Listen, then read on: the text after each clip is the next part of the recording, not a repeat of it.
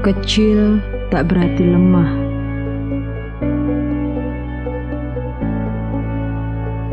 Satu gelombang kecil di laut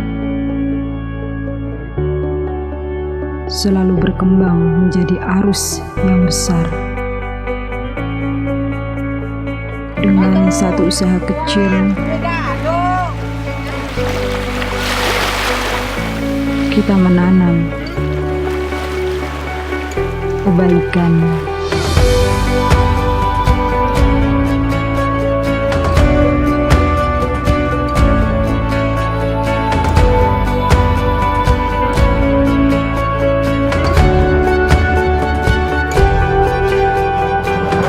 Bagi mereka, mengantar, menyeberangi lautan merupakan pekerjaan penuh risiko.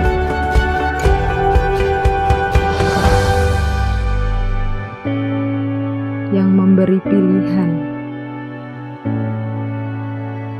menjadikan alam sebagai kawan atau lawan. Layaknya ombak yang merangkul pantai,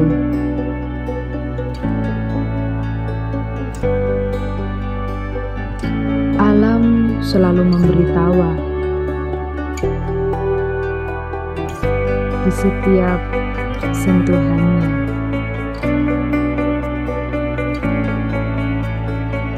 Berbagi beragam sajian dalam kesederhanaan.